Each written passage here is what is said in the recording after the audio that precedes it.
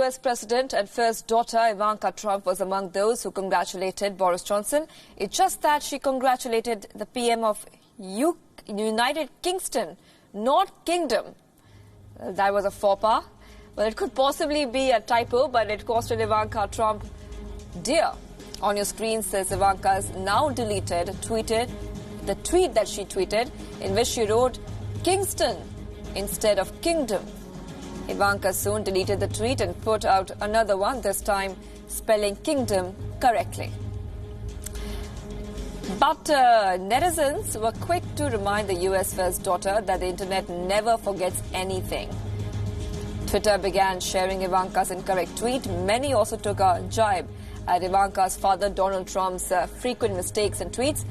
Referring to one of Donald Trump's earlier Twitter blunders, one user quipped if Ivanka was having covfefe.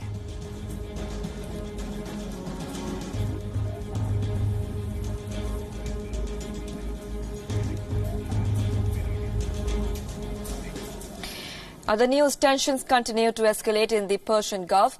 Iran has said that it will secure the Strait of Hormuz. During his visit to Paris, Deputy Foreign Minister Abbas Araghchi stressed that Iran will not allow any disturbance in shipping in the key oil transport waterway. He also met France President Emmanuel Macron during his visit. According to reports, Macron struggled to initiate a mediation between Tehran and Washington over tensions in the region. Araghchi comments come amid the escalating tensions in the Strait of Hormuz.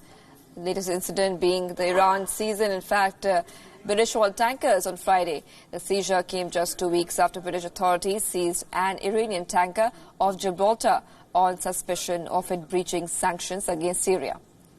Following the seizure, UK Foreign Minister Jeremy Hunt had announced plans to develop a maritime protection mission in the Gulf, an idea which has gained immense support from France, Italy and the Netherlands.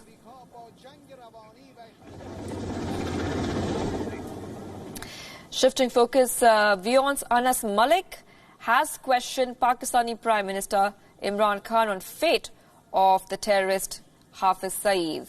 And what is Pakistan doing to combat the menace of terrorism? Imran Khan said that Pakistan will not allow armed militia in the country. What's more, Imran Khan also said that indigenous groups in India were responsible for the Pulwama attacks.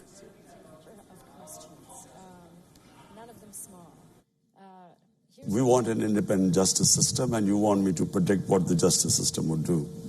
No, look, let me just say, I repeat one thing again. It is in the interest of Pakistan that we do not allow any armed militias in our country. We have suffered. The country has suffered sectarian attacks. We have had the worst situation. It has affected our investment. Pakistan has not, it has destabilized us. This whole thing, Pulwama, what happened in February last year, it was clearly an indigenous thing. It was a Kashmiri boy radicalized by the brutality of the security forces. He blew himself up. But because this group claimed responsibility, which was in India as well, Jaish-e-Mohammed was operating in India, but Pakistan suddenly came in the limelight. So even before this had happened, we had already decided that we would disarm all militant groups in Pakistan. Well, that was Imran Khan there. Now, our Pakistan Bureau Chief who put that question forward, Anas Malik, he is in Washington, D.C., is joining us live. Anas, a very good morning to you from here from India. When you put that question to Pakistan Prime Minister, tell us what happened. That comment on who is to blame for the Pulwama attack. Well, Shivangi, the Pakistani Prime Minister was speaking at a think tank earlier today here in Washington, D.C.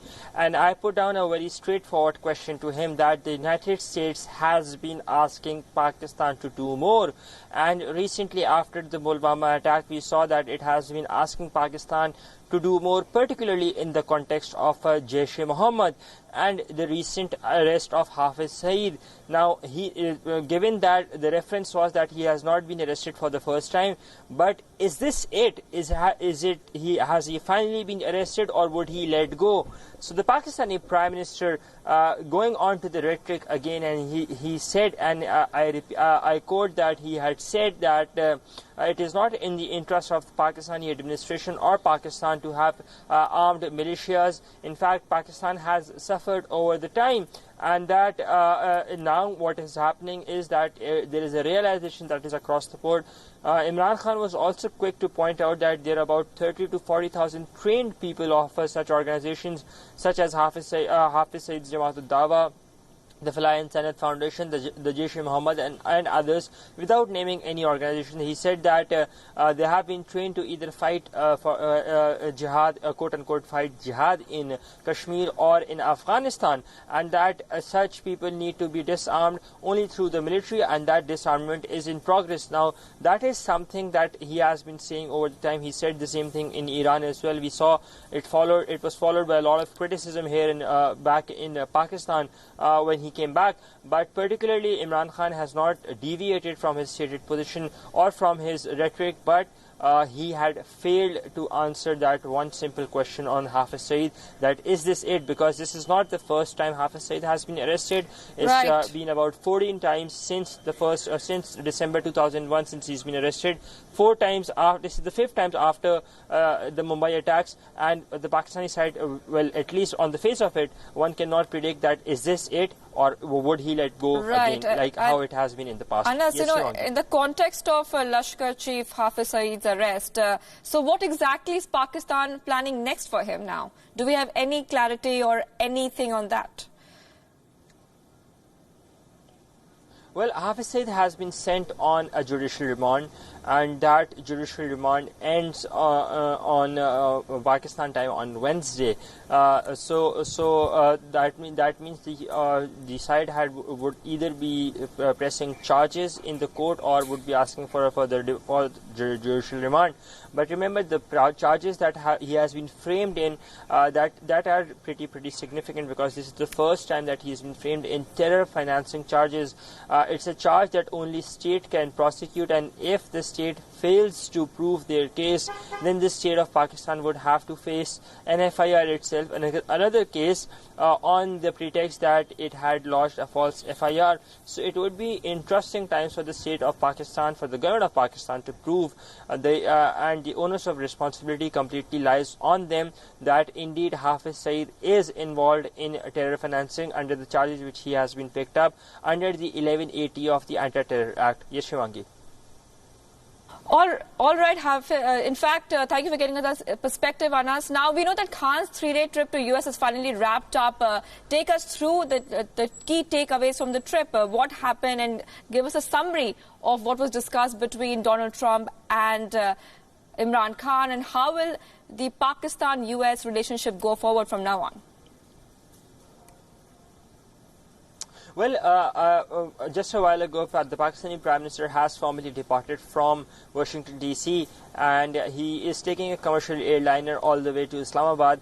He came in via commercial flight as well. Imran Khan initially got a very cold start, a cold welcome. We saw that the White House acting chief of protocol had been sent to receive him. The State Department's acting chief of protocol had been sent to receive him.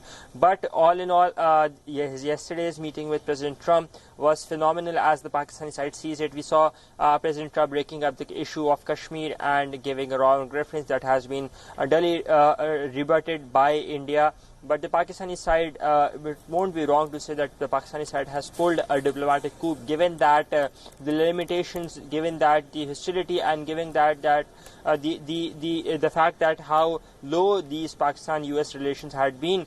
United States President, when he met the Pakistani Prime Minister, it was all in all in a very changed tone. He was all praise of the Pakistani Prime Minister, and what we're seeing is is nothing different. We're seeing assurances once again from both sides, be that be from the Pakistani side or be that be from the United States side, assurances to work together, assurances for confidence building, and assurances for peace in Afghanistan. Afghanistan was on top of the agenda. A withdrawal was on the top of the agenda. A ceasefire in Afghanistan was on top of the agenda. Pakistani Prime Minister has said that he will go back and meet the Taliban, the Afghan Taliban, and try to convince them to be part of the power sharing formula. So lots of key takeaways, particularly in context of terrorism as well. The United States side has sort of acknowledged Pakistan's sacrifices in war against terror, and the fact that Pakistan is now finally cracking against terror elements present within its territory.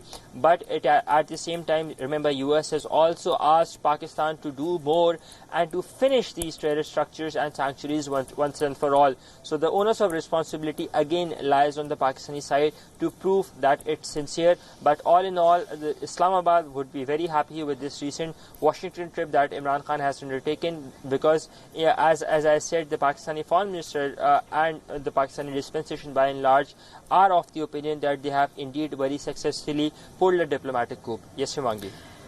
Anas, thank you for getting us all those details. That was our WION correspondent, Pakistan Bureau Chief Anas Malik. He was in Washington, D.C., and he's been getting us minute-by-minute updates on that trip of Pakistan Prime Minister Imran Khan to the U.S.